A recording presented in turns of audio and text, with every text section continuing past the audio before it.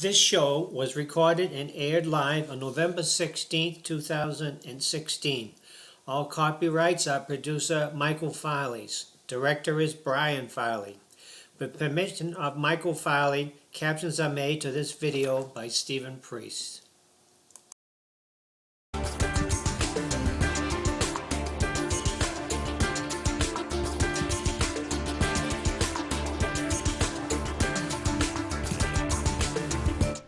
Well, okay, good evening, Manchester. It's Wednesday, and if it's Wednesday, it must be the Progress Report. Welcome to the show.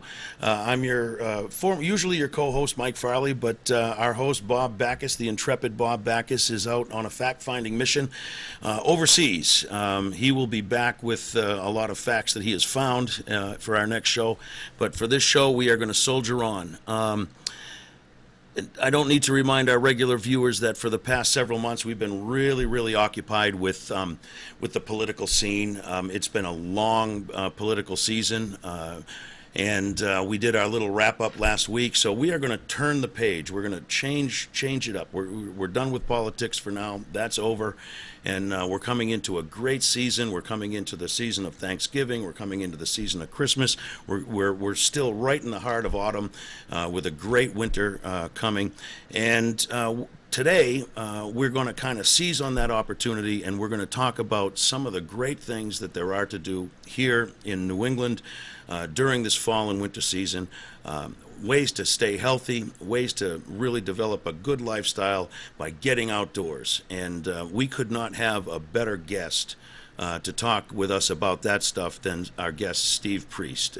Steve, welcome to the show. We're very glad to have you. Steve's a local guy. He's from Bedford.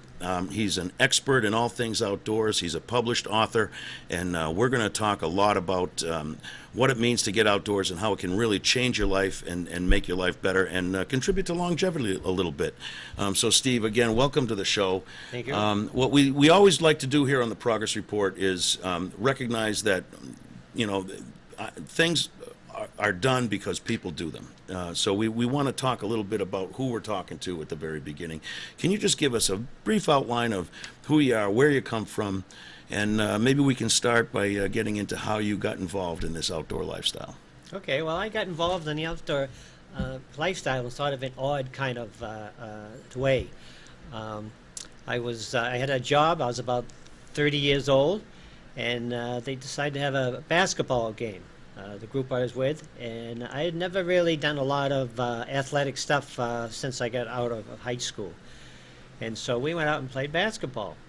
And I went to shoot the ball one time, and I thought somebody hit me in the back of the ankle. Well, as it turned out, I tore my Achilles tendon.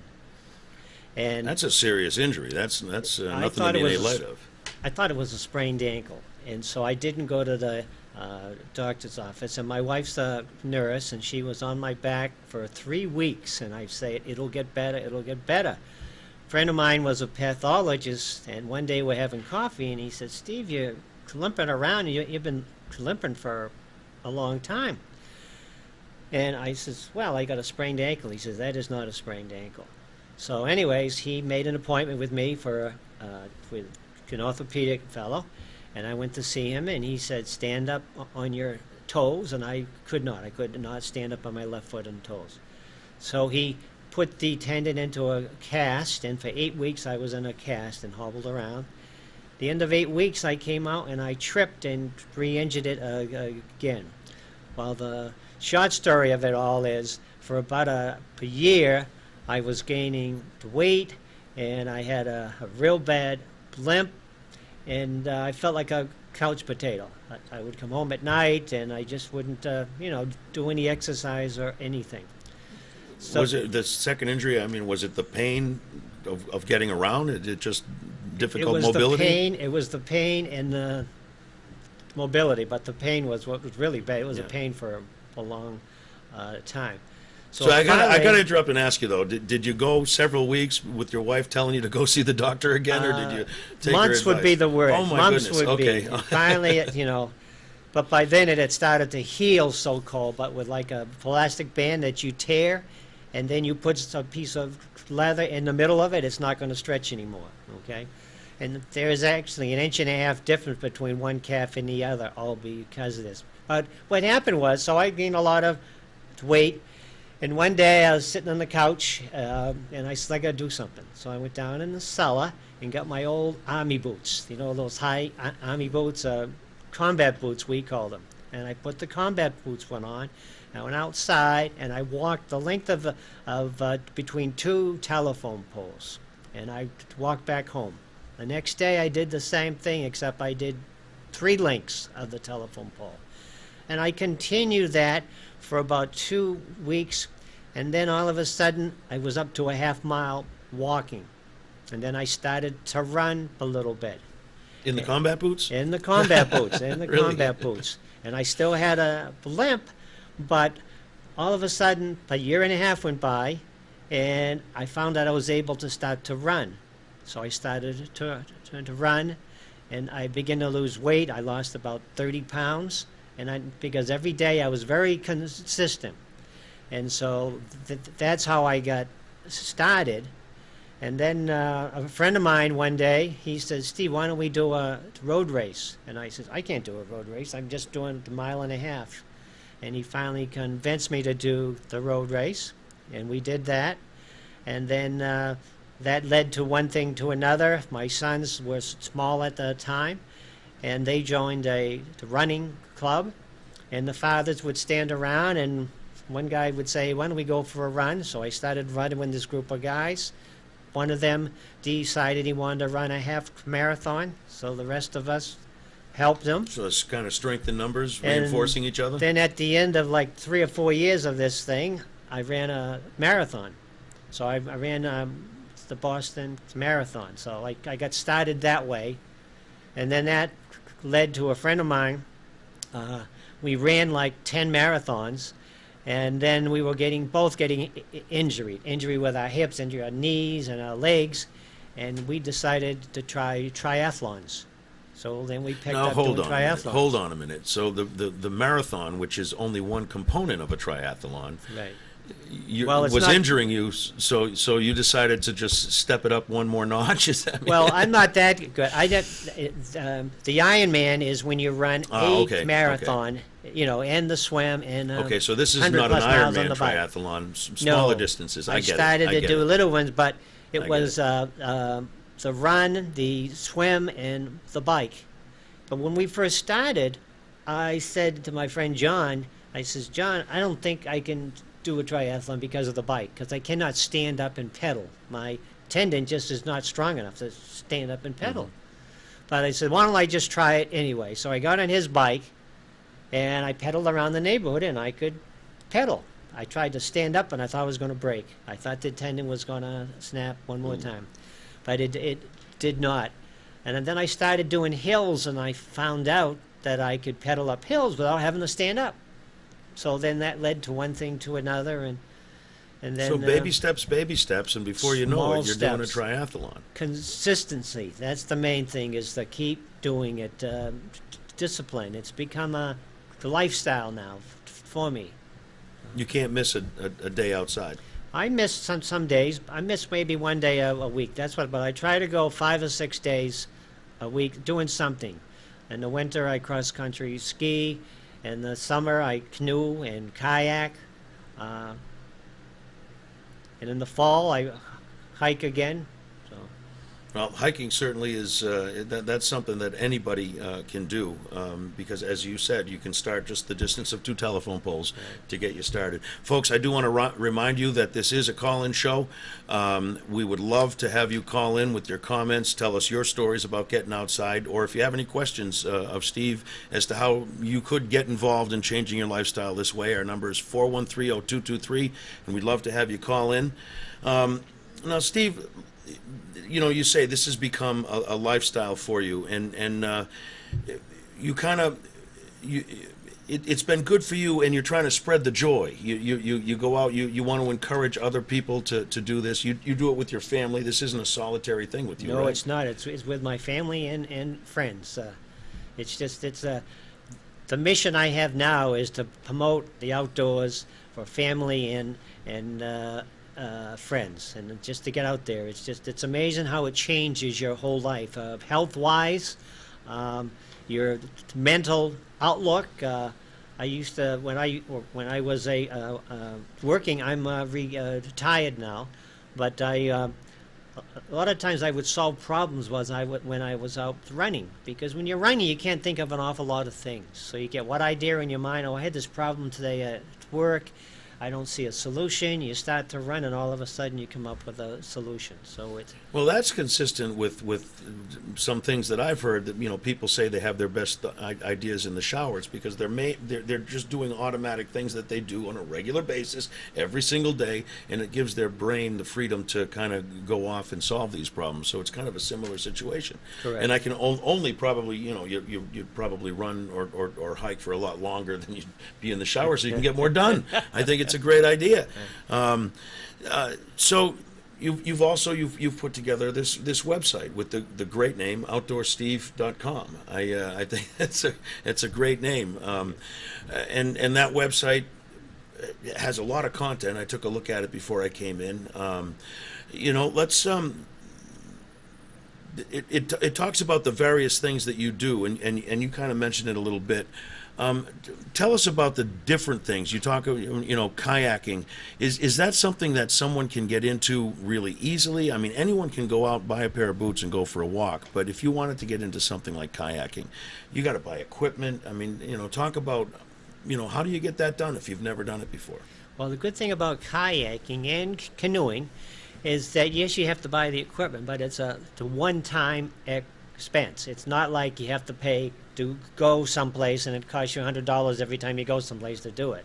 So you can get a pretty nice kayak for $200 or $300, and you can take lessons, or most of the time you'll have friends that are outdoor people. Like myself, I have friends that come up with me saying, "Hey, Steve, can you take me paddling?" So we go paddling, and I teach them the variety of strokes and the J strokes, and then I say, "Why don't we go over to Lake Mascoma, and we will paddle," and then all of a sudden they begin to get outside.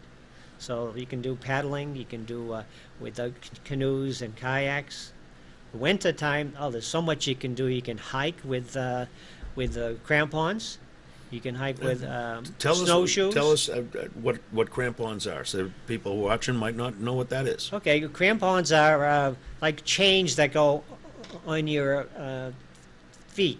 Some people call them micro spikes. There's another name for a different type. I always call them crampons, but crampons are real long spikes. The micro spikes aren't that big, but they grab the ice and snow. So you don't slip. So it's even better than a winter boot. That's correct. It's the winter boot and the crampons. Mm-hmm. In fact, a week ago, my son Tim and myself and two other friends, we hiked up to Mount Tecumseh in Mount Osceola.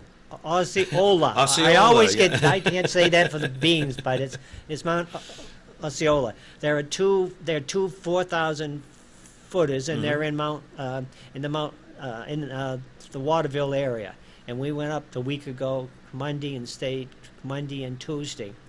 And about halfway up the mountain, which is Tecumseh, is the smallest of the 48 4,000 footers. Mm-hmm.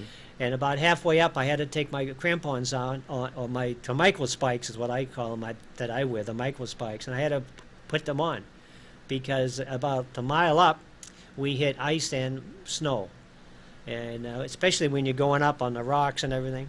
So it was terrific to use those things. But you were ready for that. We were ready for it. You knew once you got up in elevation, you might run into this, so you were ready for that. You think here it's fall, and we haven't had any snow here. Well, I had snow a week ago. It was about 8 inches of snow Oh, that really? we were going through. That's substantial. Yeah. That's substantial. And you were, I interrupted you. I'm sorry, but I don't like to take anything for granted when we hear a new word like a crampon. I hadn't heard that one in ever. But I think you were also going to say you do snowshoeing as well. Yes. Is that now? That's not mountain terrain. Snowshoeing is more field work, or do you snowshoe on hills as well? Not in the mountains so much, but you can do hills and everything. In the winter, over in the next town over, Bedford, they have Benedictine Park, and you can go over there and you can snowshoe. And in the winter, in the evening, we take our headlamps here and put the headlamps on, and we go out snowshoeing. And with the new LED, I mean, those things are really bright. That'll get you right. They're fantastic. Give you And all the view you need. All the last vision you need. last February, my wife and I went out. There was a full moon, and we went out for a hike in the full moon, and that's fabulous. In the middle of the winter, the temperature was 10, and we had our micro spikes on, and we were dressed appropriately. Well, we're getting to the point where we take our first break. We'll do that and regroup, but we're kind of moving into an area that I really wanted to talk about. You've brought a lot of stuff here. I want to talk about the idea of being prepared when you do go outside, and we can get to that on the other side of the break. Folks, don't forget to call in 413-0223. This is a topic that should appeal to everybody, myself included. Get outside, do a little exercise, lose a little weight. And we're back, folks, to the Progress Report for Wednesday, November 16th. We are, November 16th, halfway through November already. Thanksgiving's coming. I'm hearing Christmas music off in the distance. It's coming fast. We're here with Steve Priest, noted outdoorsman, author, and promoter of an outdoor healthy lifestyle. And we were talking earlier about some of the things that he's done and how he got into this new, not so much new for him, but could be new for you, lifestyle change, getting outdoors, having fun doing it. And we're going to start talking a little bit about being prepared. And I'm going to kind of set that up a little bit. We've read in the papers, and it's going back a couple of years, more and more frequently we're hearing about people who go up for a hike in the White Mountains, and they don't realize, as the story you just related would indicate, that once you get up in elevation, conditions change. Once you're in the woods, conditions change, and you have to be prepared for that. You have to be ready for anything to get yourself off the mountain or out of the woods, depending on where you're going. We've seen a lot of occasions where very expensive searches have had to take place to rescue people. Certainly we do that. We do it, we don't begrudge them that. But people's lives are put in danger when they go out and do a rescue as well. So Exactly. Let's talk a little bit about being prepared. And, you brought in a couple of your books, and we're going to talk about these later. This is your latest book, Outdoor Play, Fun for Four Seasons, Volume 2. And we were talking in the break. In here you have a whole chapter on making sure that you're prepared and your day of fun isn't going to end with a problem and you're going to get home the way you wanted to. Right. So let's talk a little bit about that, especially when we're talking about autumn and winter, when the weather's a little bit colder. I think it's not quite as much of a concern in summer, but we can talk about that a little later if you want. But how would you prepare to go on a day trip, something you think, it's a nice day, you're going to be back before sundown. Right. What do you need to prepare for something like that? Well, number one, always tell somebody where you're going. Leave a note or tell them where you're going. And it's a good idea. I don't always follow this myself, but it's always a good idea to make sure you're with somebody else, okay? So if you get injured or whatever, you can be the best hiker in the world or the best skier. And if you get hurt and you're all alone, you could have some problems. I always carry with me, number one, a whistle. So if you get stuck, toot, toot, toot, out there in the wilderness, if you need help, and the number 3 is the distress, right? Three blasts on a whistle, 3 flares, whatever you might have as your marker. Right. Yeah. I always bring a compass, and like when we went up to Kamsha and Osceola, I had a map and everything that we did use, because when we did Osceola, we reached one point that we weren't sure which way to go. And so we got out the compass and got out the map, and it became quite obvious which way to go. So we always do that. And for maps, the Appalachian Mountain Club puts out the White Mountain Guide, and that has some very good maps. Are there other guides that you use in your hiking? I usually go to the websites because the Appalachian Mountain Club is a terrific organization, and I belong to it now for over 25 years, and they get some great material. They got maps, the books, all that stuff. I always reference it. Plus, there are websites you can use. There's a website called 4,000 Footer. So if you're hiking the 4,000 footers, it gives you maps of them, tells you which conditions are. You can even get the temperatures on the top of the mountains No kidding. before you start. So that's a big improvement over the 60s, let's say. You know? Right. And like in my book, Outdoor Enthusiasts and Outdoor Play, Fun for 4 Seasons, I have chapters in there with galore of references of places to go, things to do in New Hampshire, with and how to prepare for it also. Some of the unique preparations that I also do, besides the maps, the whistle, the note as to where you're going, some is obvious, and to have a headlamp or a flashlight.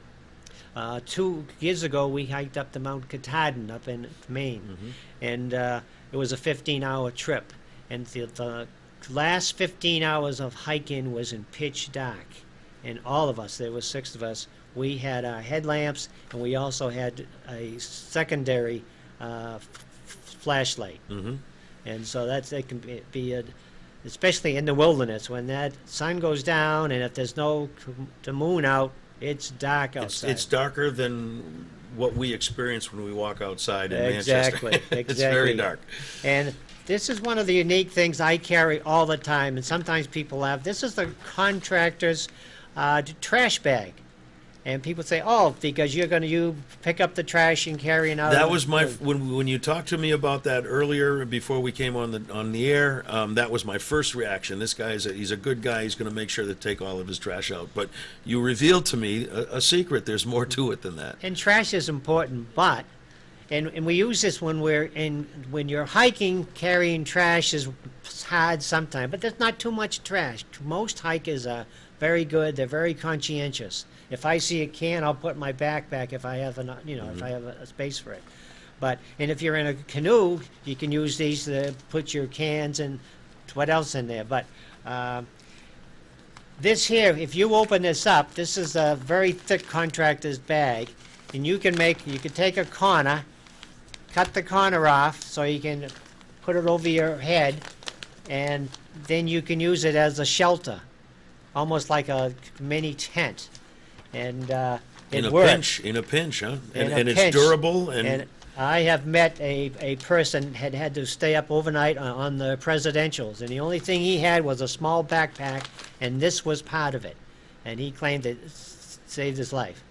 And that'll keep the heat in. It'll keep the heat in. Keep the water out. Keep the water out, and Yeah. if you're cold, it'll help tremendously. That's a great idea. That's not something that I've seen in my Boy Scout manual.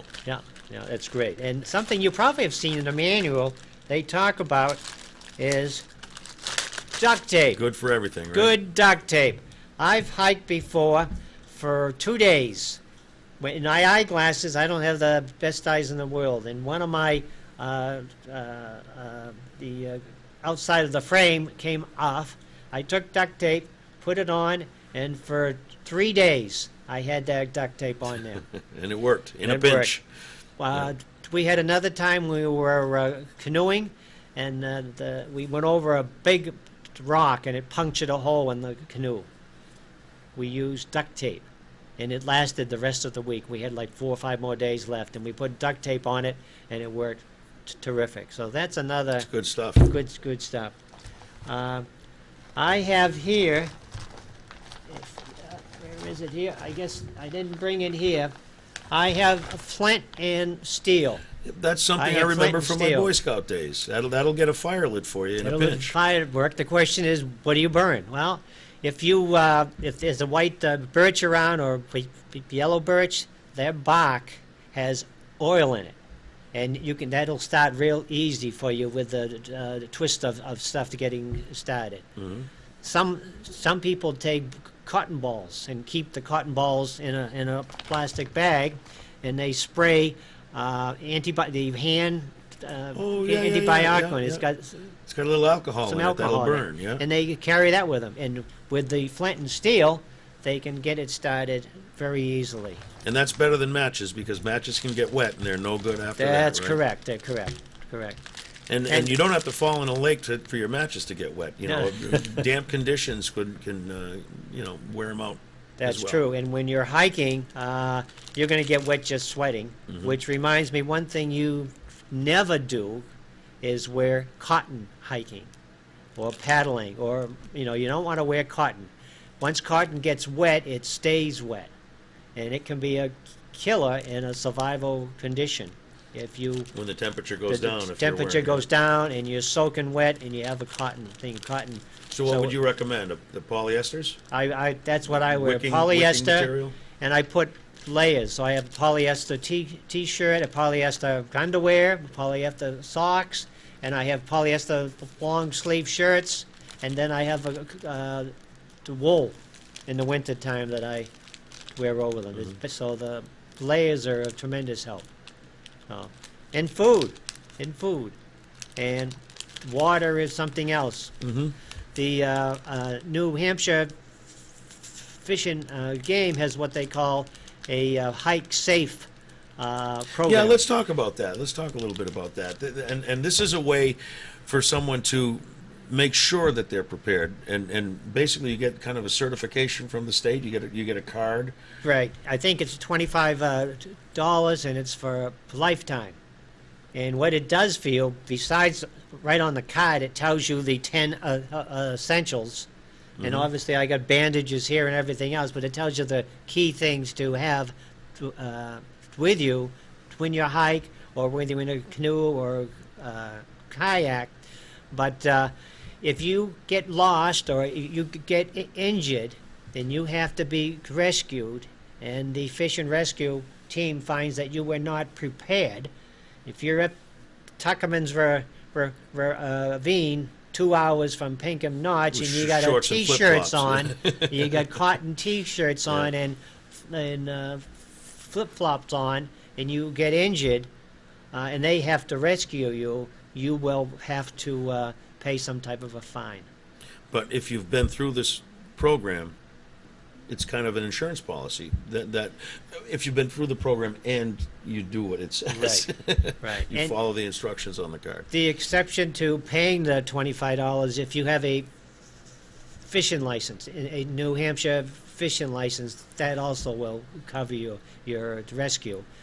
Your rescue will be covered without any charge if you're all prepared. Mhm. If you got your boots on, you got your crampons on, you got all your layers on and your gloves and everything, and you get injured, they will obviously help you out. But what they're trying to prevent, people that shouldn't be hiking, that put the life-saving people, the rescue people, in danger, having to save them when they're injured, and it's because of their own fault. Well, just from reading the articles that do get reported in the newspaper, I think that, at least from what I see, there's two major types of people that require rescue. Those that just get off the trail and get lost. And they may be, to varying degrees of preparedness, they may be pretty adequately prepared. They just don't know where they are, and they need help getting off the mountain. You know, darkness falls, and then you start to panic, and you need some help. But the other one is someone who is unprepared, doesn't have the proper clothing, and the weather changes. Rain comes in, snow could come in. On a beautiful sunny day, you could get hit with a snow squall. In those situations, it's one thing you say to bring your map. We really can't talk about people who go off the trail. I mean, that's just something that happens based on experience. But how much do you prepare for unexpected things, I guess, is the question I'm trying to get around to. On a day, say near Labor Day, a September afternoon, we don't really expect winter conditions, but you probably know, we all know that Right. up in the mountains, things can change. When you get up to elevation, things don't behave the same as they do down here. Do you need to carry your crampons in July? I mean, I guess that's the, I kind wouldn't of an carry my example. crampons in July, but I certainly would carry my ace bandage with me, and I also have a splint that I carry, Oh, that's and the, a okay. lot of Little you know, first aid I have my equipment. own first aid kit with me, and I have a little backpack. I don't have a big backpack. It weighs like 4 or 5 pounds, but I store all these things in it every single time that I go out. Actually, keep this in my car. I was going to bring my whole pack in, but it's not that big. But there is one expression that I had heard. I hiked the Grand Canyon a couple of years ago, and if you've ever hiked, I don't know if you've ever hiked it, Mike, the Grand Canyon. I've never been out there. I would love to get a chance Oh, to it's see great. that. You got to take your family. It's a And that wonderful gets experience. to, I wish I had. Let's talk Right. about that a little bit, because I don't want to say I wish I had on that one, but continue the story, sorry. The Grand Canyon's got this trail they call the Bright Angel Trail, and it's about a 6-mile trail down into the canyon. And about halfway down, there's a sign that says, "Down is optional. Up is mandatory." Down is optional, up is mandatory. Now just think about that, because you're going down into this canyon and it's easy to go downhill. But remember, you got to come back up. So you only want to go down as far as you're physically and mentally prepared to be able to come back up. I actually talked about that last week when my son and our friends hiked up to Kamsha. Because there was a family that had a young child that as we were coming down, they were going up. And it took us 3 hours to hike up and almost 3 hours to get back down. But I said to my son, Tim, I said, Tim, that's a good example of up is optional in this case. Yeah, Down, in this case, is mandatory. yeah. You In got other to get words, off the you mountain. get up on the top of that mountain and you're physically exhausted and beat and tired, and you're not able to get back down. Now you have to be rescued by the rescue crew. So always keep half a tank of gas for the return trip, right? That's true. You got to think of that. That's true. Well, that's a very interesting way to put it. I had never heard it expressed that way. It's one of these things that you file away in the back of your mind. It applies to a lot of different situations, It does. doesn't it? It does. You know, is there any other bit of equipment that in your experience, you have just relied upon more than anything else, or is this, if our viewers were to kind of pack a bag with these essentials, would you send someone out with that, or is there more that we should keep in mind? Other than the clothing, obviously, you got clothing, you got to have good shoes. You don't hike in sneakers. You don't go up in the White Mountains, which is the rockiest part of the whole 2,200 miles Appalachian Trail, in sneakers or sandals. You need good boots on your feet. So that's another thing that you have to prepare for. Mm-hmm. You don't just head up Tuckerman's with sandals on and turn your ankle, and then you got all kinds of issues. And Yep. hats are important, okay? Hats are quite important. Obviously, I have to watch my hair line here. Well, you're preaching to the choir there. I know the importance of hats on a hot summer day, I tell you. That's true. And what hats do for me, number one, it protects me from the heat, and when it's raining out, it's terrific. I mean, you don't get the rain. The visor just makes the rain go away. So hats are critical for protection from sun and from the other elements that you have. Well, I brought up a little bit, almost by accident, that phrase "I wish I had." We were talking about your visit to the Grand Canyon, and that's something that I wish I will do, and that seems to come throughout your writing. It's certainly prevalent on your webpage. Talk a little bit about that. That comes from a Thoreau poem, if I'm gathering correctly. Yes, it Tell us how does. that kind of came into your. When I Into wrote your my thinking. first book, Outdoor Enthusiast, I was trying to figure out a name This one to right here. come up with, and I had just read Thoreau's Oh, it's right on the cover. Never say I wish Walden. I had. Thoreau's Walden. As Henry David Thoreau, as you're well aware, was an outdoor enthusiast all over New England here. And in Walden, there's a paragraph there that caught my eye, and I always remembered it. And people asked him why he went into the woods. Why did he hike? Why did he canoe? Why did he do all these things? And he said, when I come to the end of my life, I never want to say, I wish I had not lived. I never want to say, I wish I had not lived. So he was saying he wanted to enjoy the wilderness and all the strength And that's his and the definition health of living. That's his definition of living. Fantastic, great. And so that's where I was trying to think of a subtitle for the book, and then a lot of my friends, I would ask sometime I would ask a friend, hey, you want to go hiking up the presidentials? And they'll say, well, I have to mow the lawn, or I have to clean my house. And so I would go up there with somebody else. And I'd come back and I'd write a blog or I'd write an article, and I'd show him all the pictures we took. And he would say to me, I wish I had. Or she would say, I wish I had.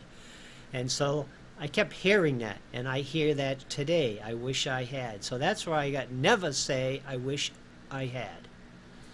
Well, very good, and I think it's a good philosophy to live by, and you certainly will do a lot of things if you live by that philosophy, and you're a good example of that. We're up at our second break, 2 segments of the show already down. Things are going by pretty quickly. I'm having a great time talking with you, Steve. We'll take a quick break, we'll regroup, then when we get back, we're going to talk a little bit about your books, a little bit about your website, your blog, and a little bit more about how to get this information if folks are interested. So, Great, folks, great. don't forget to call in, 413-0223. We're waiting for some phone calls. We'll take a very quick break, and we'll be back in just a few seconds.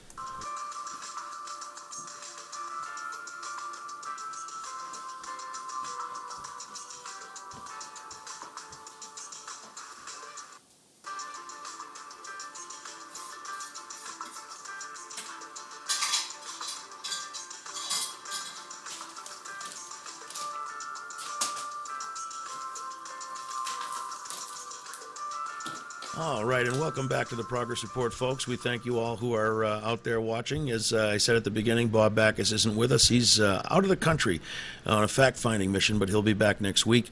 This week, we're having a very enjoyable conversation with Stephen Priest, Outdoor Steve, from OutdoorSteve.com.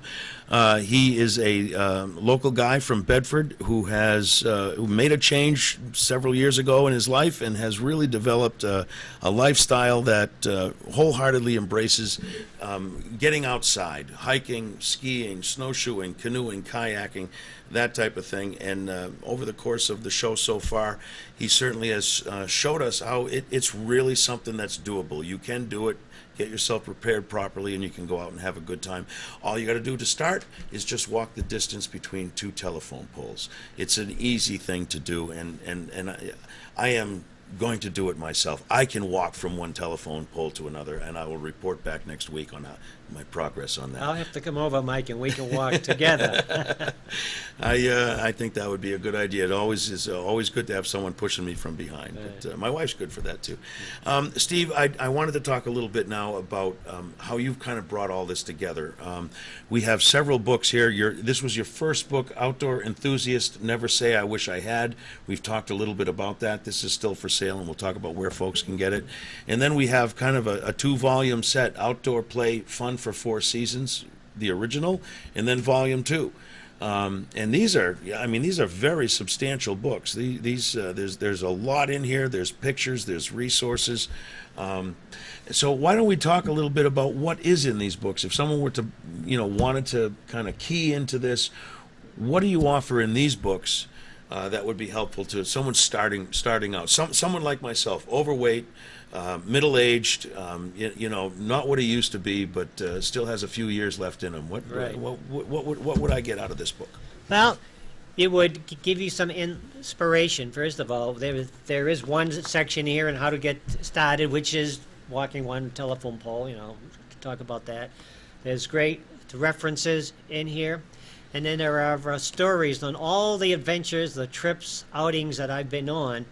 I talk about how I prepare for them. I provide the references that I used in preparing, and then I go in and talk about how we made it happen.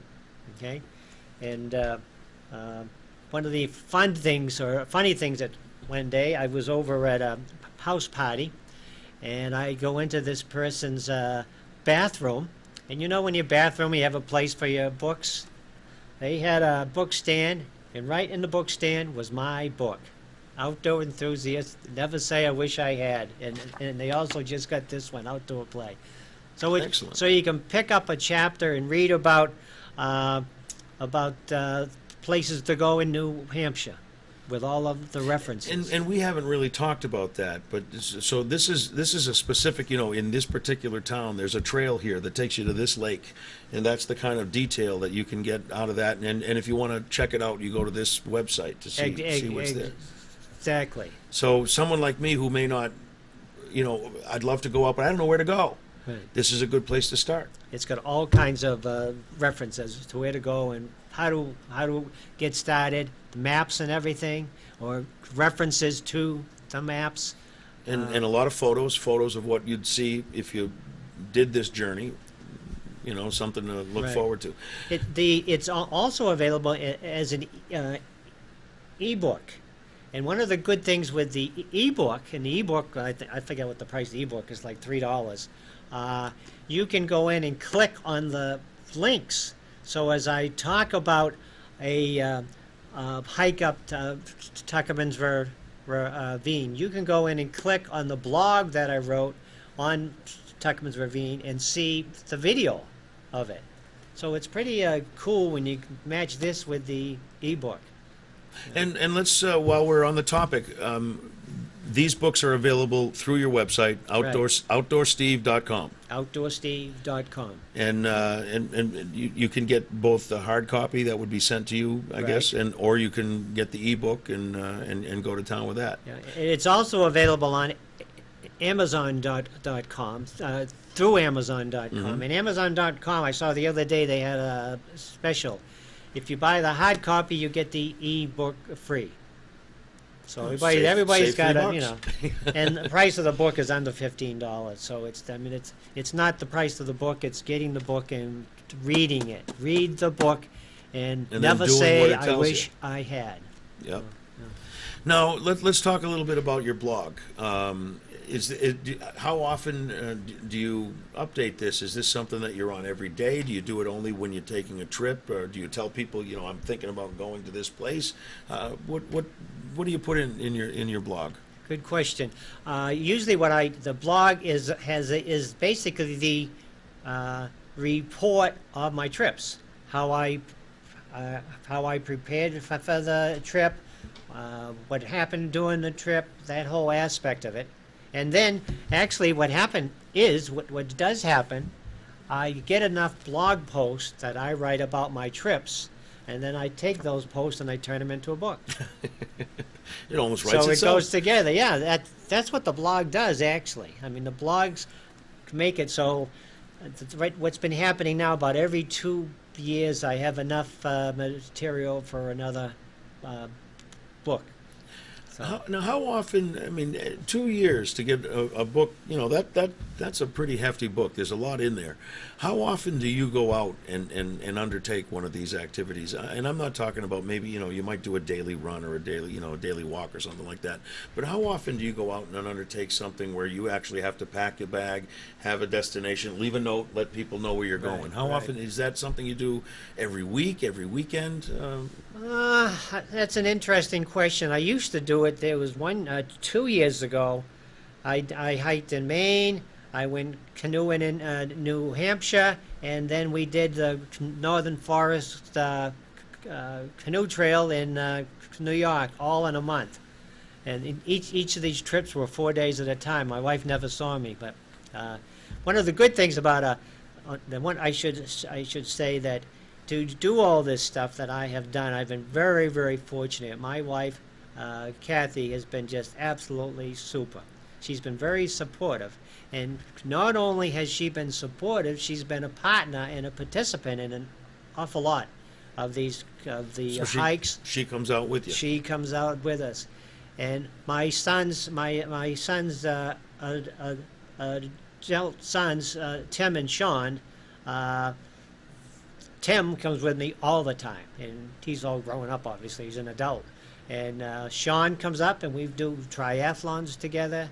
So it's Boy, that an lifestyle impetus is. for me to stay in shape. So now that my sons are in their 40s, I can try to keep up with them. I have a feeling that they're still trying to keep up with you. And I have two beautiful grandchildren that are teenagers, and they've come up and helped, not helped. They've been a participant in hiking up to Mount Washington and staying no at kidding. the Lake of the Clouds hut, paddling up in the Connecticut lakes area up in the Great North Woods of New Hampshire. So a family support is really, really good, and that's what that's the intention, is to try to motivate individuals and families to get out and enjoy the Great North Woods. Sure, and you can see the lifestyle is now, it's moving down 3 generations. I mean, those kids, number one, to get teenagers outdoors and away from their smartphones is tricky enough, but to get them up to the lakes up in Pittsburgh and to hike the White Mountains. And by the way, we have tremendous resources here in New Hampshire, don't we? Unbelievable. Just to be so close to all of these opportunities. And this book here, as you can see, the subtitle is Fun for 4 Seasons. So this is not a book just to do stuff in the summer, fall, winter, spring. It's all of the above. Because New Hampshire, I mean, it's live free or die. And I just love that up here. I love New Hampshire. I've been here for over 40-something years. It's a beautiful state, wonderful people. If you like the outdoors, this is the place to be. This is heaven. Sure is. It sure is. There's a lot of opportunity, and you know, the lakes, the rivers, the mountains, the woods. It's all there for us. Now you mentioned, you know, we talked a lot about the day trips with the small backpack and, you know, emergency supplies, but you've talked about several occasions that you went on a 4-day trip. So, I mean, you have to take more for something like that, right? I mean, you need some sort of a bedroll or a sleeping bag. Now, am I assuming wrong that you utilize the huts that the Appalachian Mountain Club and the White Mountains put up, or do you also do tent camping, or do you carry your own shelter sometimes? It's sort of all of the above. When I hike up in the White Mountains, we stay at the Appalachian Mountain Club huts. The AMC has 8 huts that are up in the White Mountains, and they're about 1 day's hike apart. So I've hiked to all 8 and stayed overnight there. Other times, when we went to the Great North Woods in northern part of New Hampshire, we actually tented out. We would pack our canoe and we would plan our trip, and we would look for a spot to camp. You know, 4 o'clock in the afternoon, we'd stop, set up camp, and then get up the next day, have our coffee, and pack everything again, take down the tents, and get back on the canoes. Away we go. So all of the above is, it's fantastic to spend time in the outdoors. Also, you mentioned that you do some triathlons. So, and you talked a little bit about the bike riding. Do you do a lot of bike riding? I mean, with the Achilles tendon that you have, is that? Yeah. So right, that's all part of my training program now. In the summertime, I ride the bike in the fall and in the spring, and in the summer, I run throughout the year, and I do swimming in the summer. And this past summer, I picked up the rowing. And that was we met through a mutual acquaintance, my wife, and she mentioned that to me. I don't mean any disrespect, but to take up rowing like that, and you're talking shell rowing? Shell rowing with the crew, like on the... Yeah. That is not something that someone usually takes up later in life. What possessed you to get involved in that? Well, what got me involved in that is never say I wish I had.